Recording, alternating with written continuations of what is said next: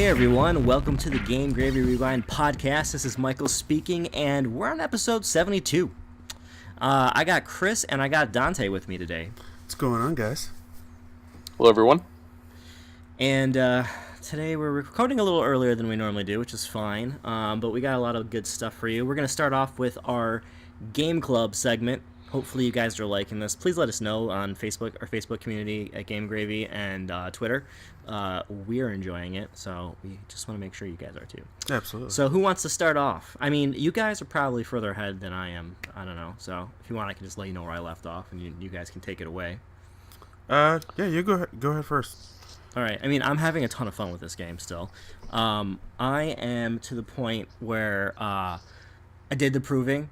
Right? Mm-hmm. I did that, and I'm about to head out into the wild, and I tamed my own robot. I got that I did the mini boss. Yep. The spider demon thing, and that device is super cool, right? Mm-hmm. Where you can just control other robots.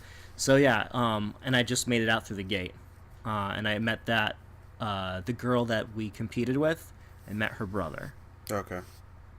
So yeah, the proving was interesting too. I felt like I was playing Hunger Games or something like that, right? I mean, you're like running through obstacles and then like you're just competing, and I got the feeling that I was an outsider still. You know? Yeah.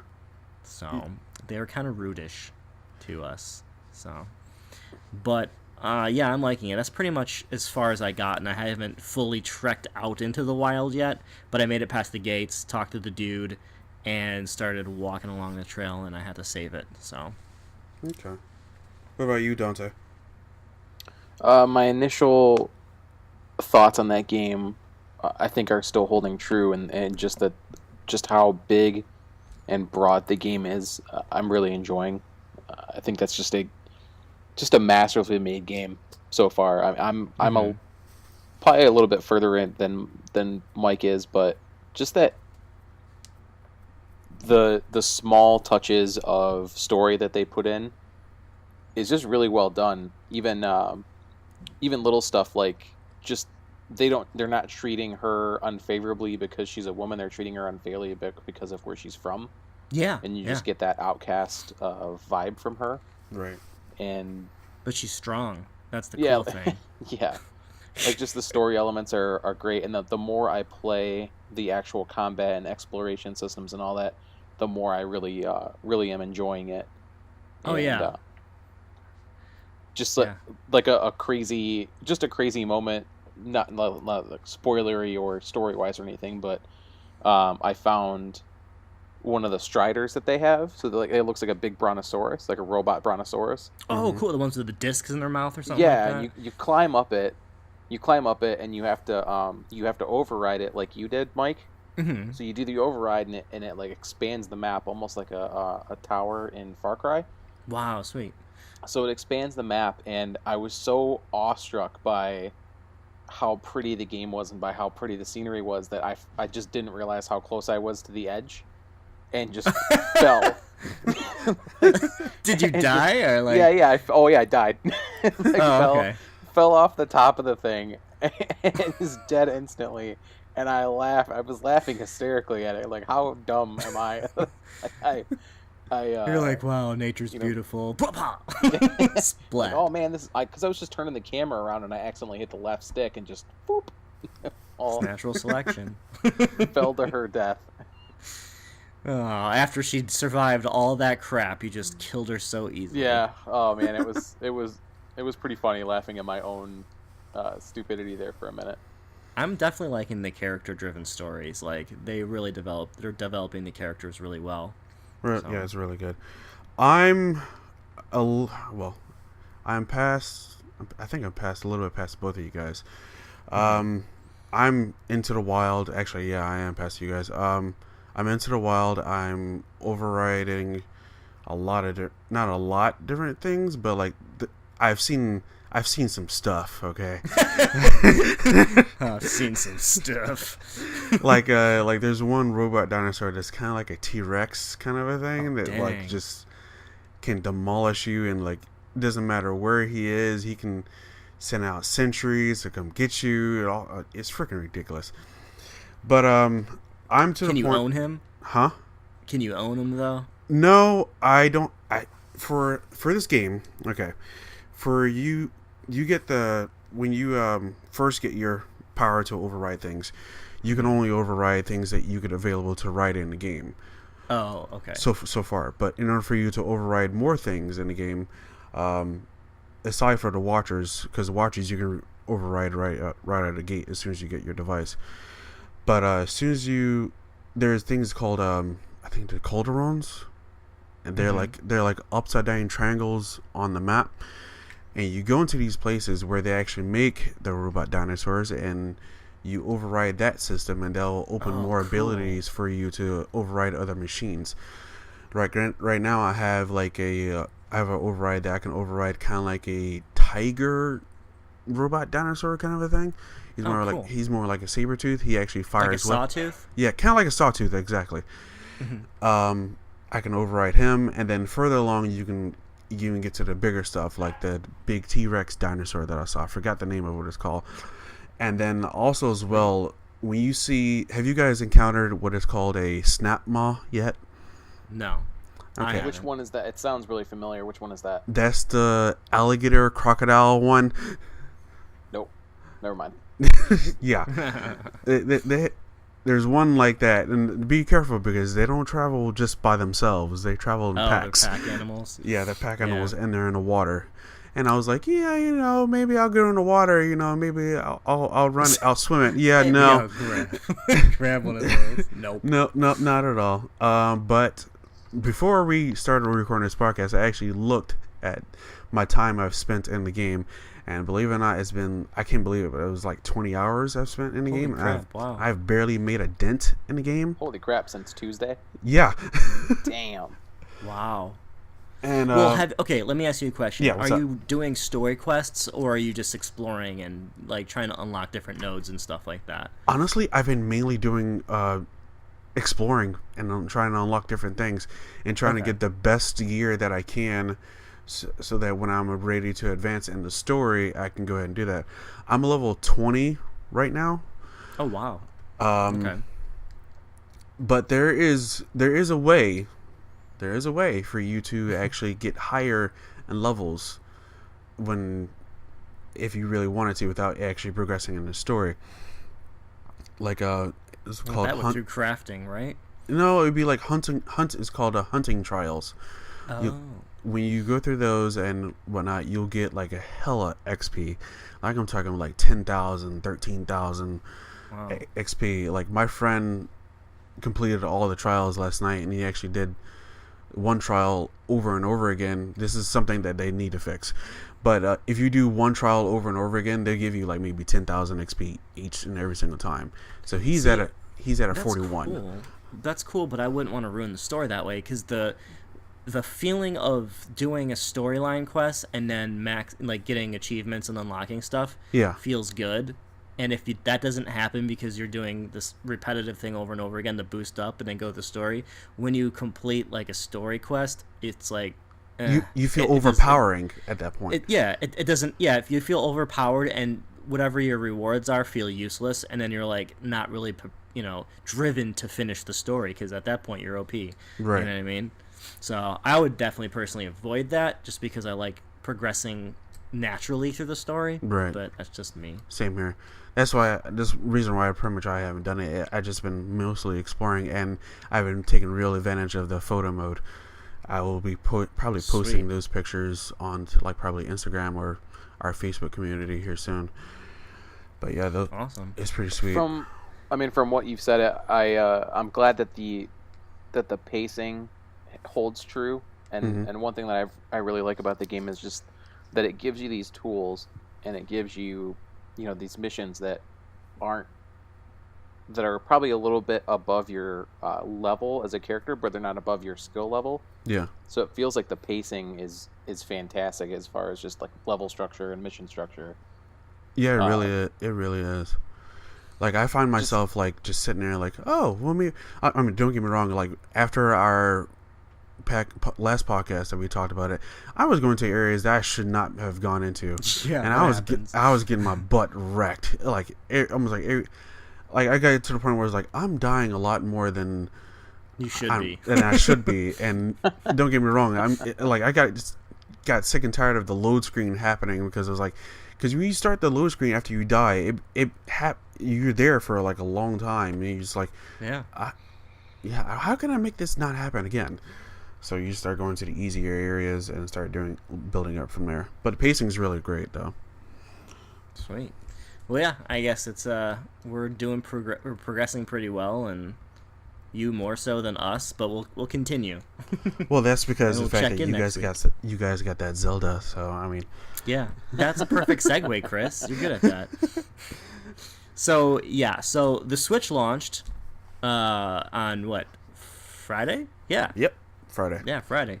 Yeah, and that was a crazy event. I wound up getting a Switch.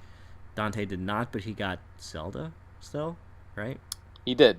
He got it for the Wii U. Okay. What a sucker. So yeah, I know us commoners buying the game on the system I already had. Right? I know. So, okay, so let's talk about our Switch launch experiences. And I don't mean like when we got home, I mean like in person when we picked up our stuff. Even though you didn't get a Switch, this is the launch of Zelda, right? Yeah. And we were at totally different places. I was at GameStop and you were at Best Buy. Yep. So how was the environment? How was the scene there for you? I really should have took photos because it really was the parking lot for the Best Buy that I was at was completely full. And there was a ton of people in line. I got there just after midnight. This is midnight release. Yeah. Yeah, I got there just after midnight, probably about 12:15, and I left just after 12, like 12:40, 12:45, right around there is when I was finally done being checked out and could go home and play the game. But the line that I was in was for pre-orders for specific items. Mm-hmm. And then the huge line was for the people that were just waiting in line to get it because they had a bunch of systems to sell in the wild. Wow, was that line huge? Yeah, it was a huge line. But Best Buy was pretty cool about it. They were giving out sheets of paper to people so they knew that they were going to get one, so they're not just waiting in line for nothing. That's good. That was really cool. But the line that I was in was just full of super dorks. Like even just people as nerdy or if not nerdier than us arguing about different Zelda characters and games, and it was really cool to see. And were they dressed up? The guys directly in front of me were scalpers, so they were talking about how they had each bought 3 systems and then sold and then games as well, and then we're selling it for their profits. So they ended up making about $2,500 a piece off of the systems. It's like, God, guys, come on. It's insane. Wow. So there was a ton of people there then. Yeah, I mean, there's a ton of people in that store. But by the time I got it home and sat through the 34-minute download update for Zelda, finally got to play it. It's awesome. Wow. Okay. So we had different experiences. So I was at GameStop. Everybody there was only there for pre-orders. They didn't have any extra systems to sell. So surprisingly, though, it was still jam-packed. GameStop looked like a nightclub, but like not with people that you'd want to see at a nightclub. So absolute utter nerdy dorkiness, which is fine because I'm on that list. Although I think I like to look normal, but whatever. Anyways, but the cool thing was we have numbers. So as soon as we got there, I got there probably 11:50, 11:55, and I walked in and there was already a huge line out the door almost. And the guy's like, "Oh, you're number 5. All right, you go to the front of the line." And he just escorted me to the front of the line, and I was number 5. So they ordered them in the way that you paid them off, and I was the 5th one to pay it off. So that was great. That was a good feeling. Definitely, if you're going to pre-order a system, pre-order it. And I second-guessed myself on pre-ordering the collector's edition of Zelda. I was like, I don't want that. And then after I started playing the game, I'm like, I want it. So it sucked. I didn't get it. But I found it on eBay for the same price that they were selling it in the store, so I bought it anyways. Because I wanted the Sheikah Slate tablet case. So, anyways. You dork. I know. So, okay, so it was crazy, and it was just like jam-packed, elbow to elbow, they were doing raffles and stuff, which was fun. I got a really cool piece of artwork for Zelda, and I also got a Nintendo Switch. I don't know, white lens cloth or whatever. Like it's got the big logo on it, and it was cool. So like a microfiber cloth. Yeah, like my tickets were drawn twice, and everybody else, like there was only a handful of people that got called, and I was like, sweet, I'm one of them. So I felt good. And then so yeah, two funny things happen in line. Right, there's a dude directly in front of me that looks like a Goron, right, from Zelda, the big rock dudes. I couldn't see around him or over him or anything. But he stood to the side after a while because he got tired. And I saw the guy in front of me. It was a cute little kid. He had a little Pikachu little hoodie on. The kid was probably like 9, I guess. Maybe 8. I don't know. Dad was holding his hand.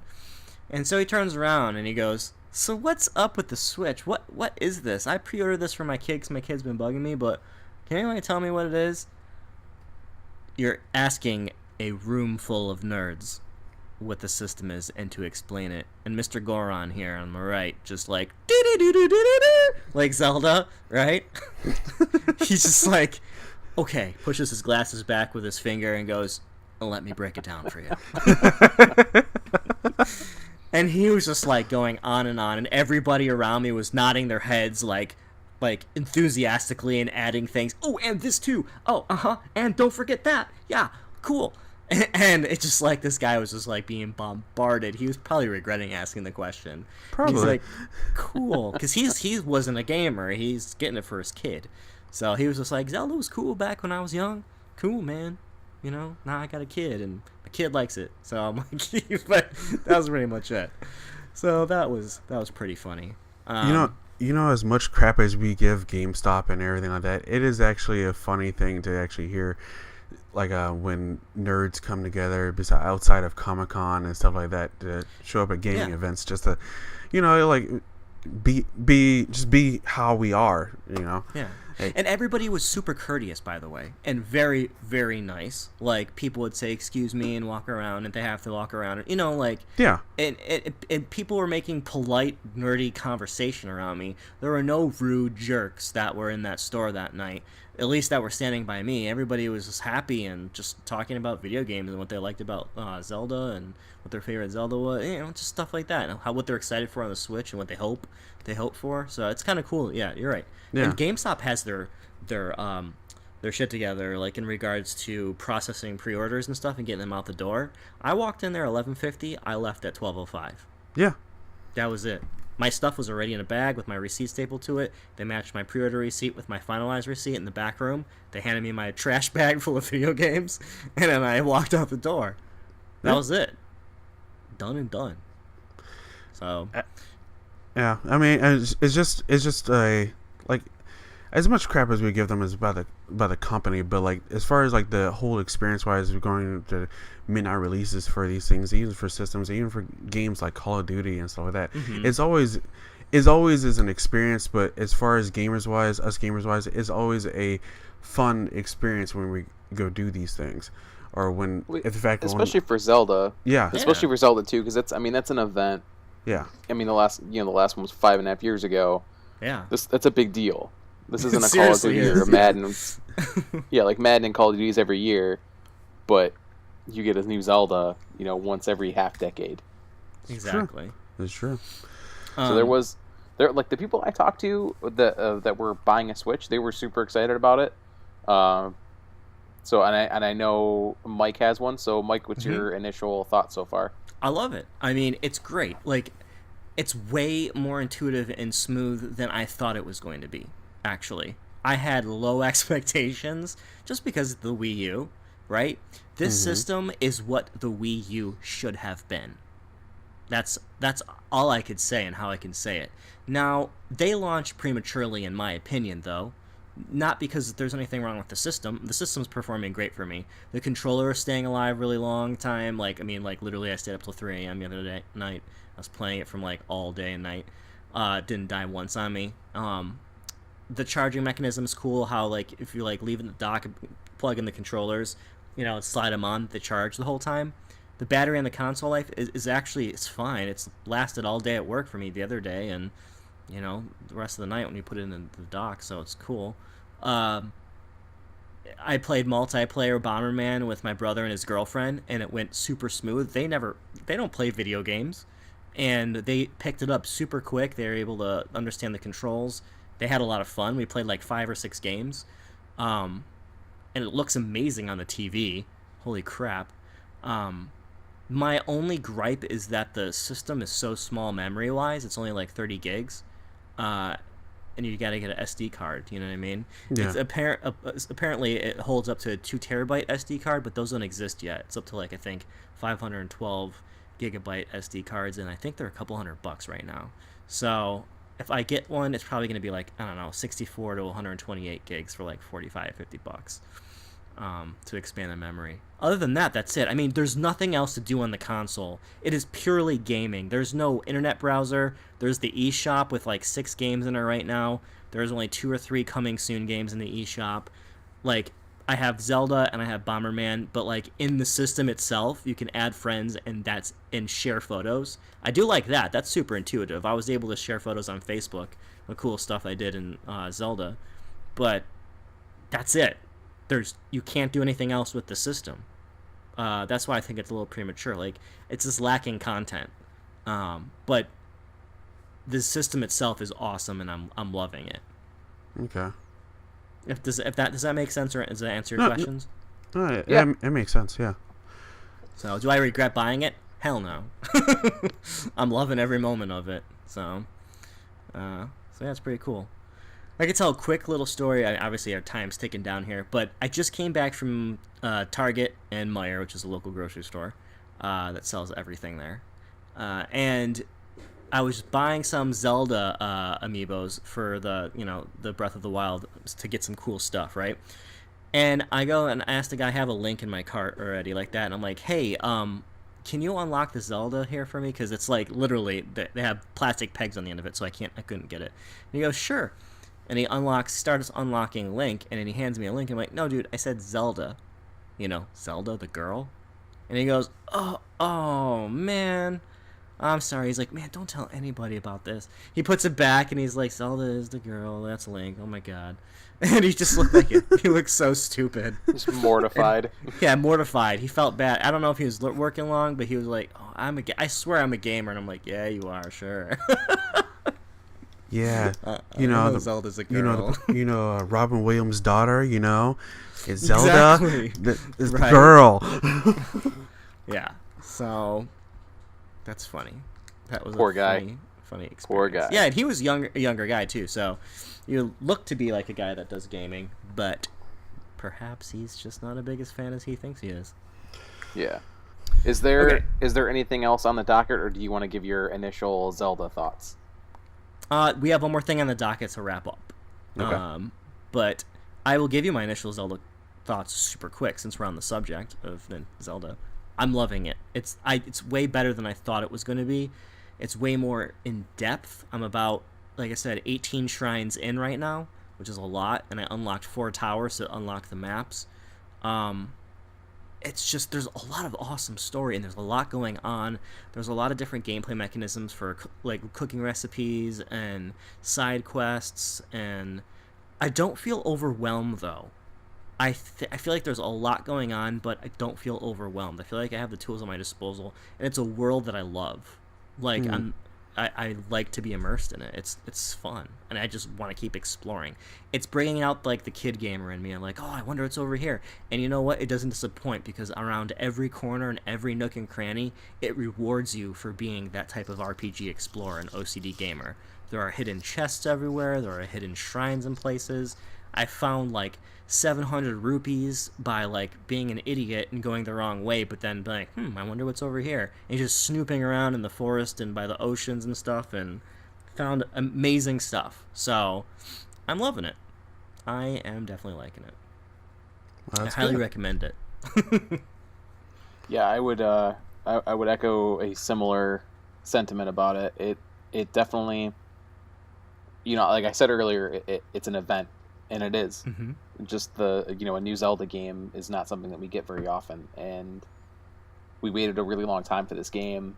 And I mean, I bought a system specifically for it, before, a couple of years ago when we thought it was going to come out. For the Wii U, yeah. For it to wait all that time and for it to be this good is absolutely wonderful. Like, not to make a pun or anything like that. It's a breath of fresh air. The game itself is immaculate. It's worth it. Yeah, I mean, I don't have a single negative thing to say about it. It's different. It's a very different Zelda experience. Exactly. I would say it's kind of a mixture of the original NES game and Ocarina of Time and a little bit of Far Cry. And a little bit of Horizon. Horizon's kind of an amalgamation of a lot of that stuff too. Yeah, I wanted to ask you guys about that. Like, would you compare Zelda to Horizon? Like, is there similarities in there, or is it just the fact that like you see a place you can go to it kind of a thing? No, there's similarities. Exactly. There's crafting. There's hunting. There's things like that. Like there's recipes. I was kind of taken aback with the no roll, no action rolling. That was a little weird. Same here, but I like it. It's okay. And I was also kind of thrown back on the weapon system of how fragile the weapons and the shields and stuff are, because that equipment, you're so used to it being permanent, and this is replaceable, and you have to kind of wrap your mind around that.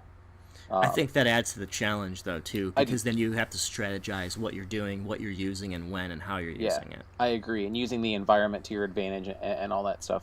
And your skills, yeah. Yeah. Similar to Horizon, I don't think it ever puts you in a place where you're not ready. It almost feels like you always have the tools for the job in different ways. I think Mike, you, in one of the early challenges, you found you got the warming doublet, so you could go into cold temperatures. Or you did the recipe? No, I did the recipe. Yeah. And then I ran and got the shrine that way. Okay, yeah. So you did the recipe. I didn't do the recipe. I just carried the torch. Like, I carried a torch and lit it on fire and walked through the winter area, and it didn't let have you stay warm the whole time. Yeah. Wow. So that was like I didn't have the recipe, and I'm like, oh man, I don't want to have to go backtrack all the way. So I just grabbed my torch. I did the recipe by accident before you even sent it to me. I had a bunch of peppers, and I saw the description, so I threw them all the ones I had in a pot. It just happened to be 5. That's and awesome. It worked. And I was like, I think that's one of the things I love about that game is just like you get stories like that of having multiple ways to solve the equation and not having to go to a very dogmatic way. Like, I agree. The game gives you the tools to do it different ways. I'll give you another really quick example. Rhino from our friend from Nintendo Fever, right? He didn't do any of those things. He got through the cold weather by just stocking up on a bunch of food and eating every time his health would drop. Sure. And he ate the whole way, and he got there. Typical thing what Rhino would do.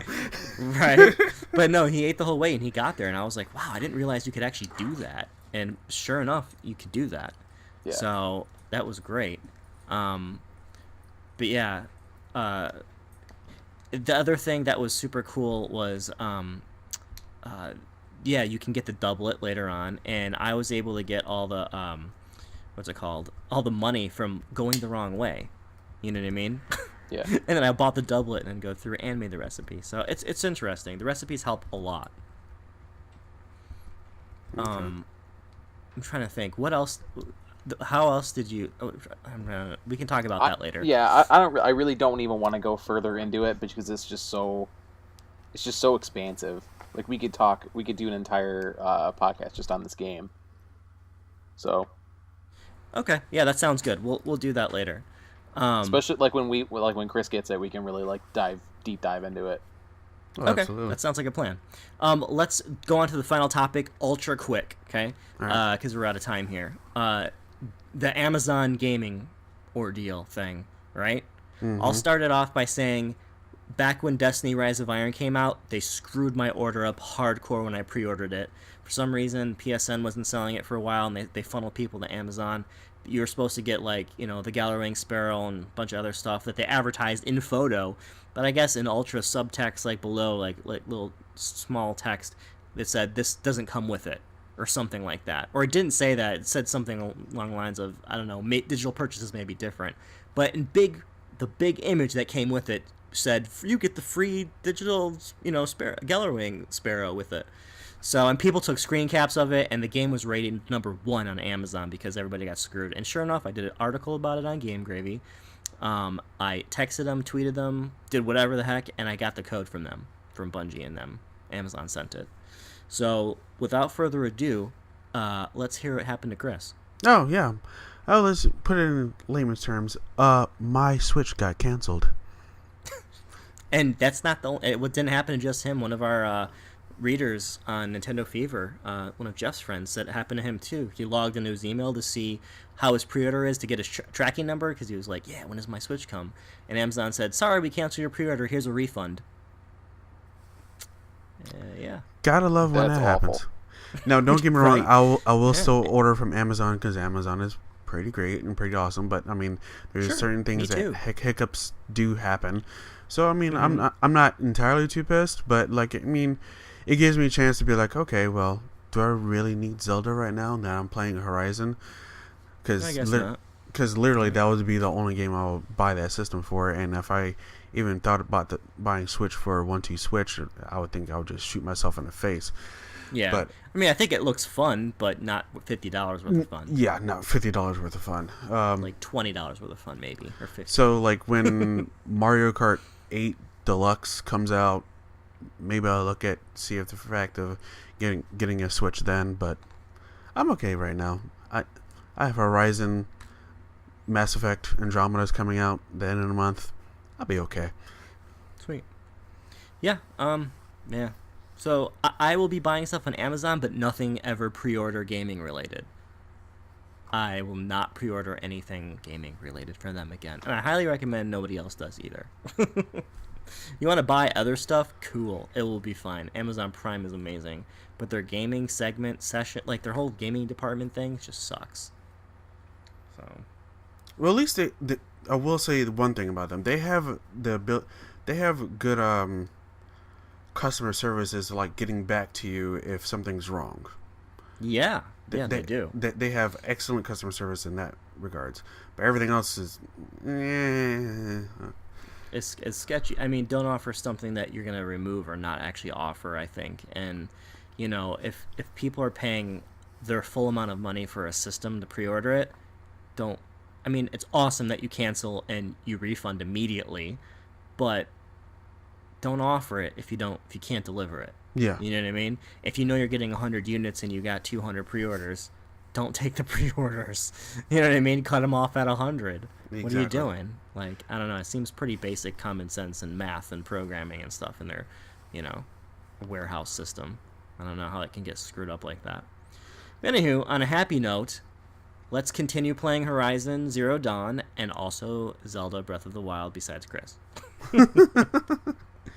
One day soon. And we hope everybody enjoyed this podcast. Let us know if you have any questions or if you want to hear about a specific game in our Facebook community at Game Gravy and at Twitter at Game Gravy. And we'll talk to you later. See you next week. Bye. Bye. Thanks for listening, guys.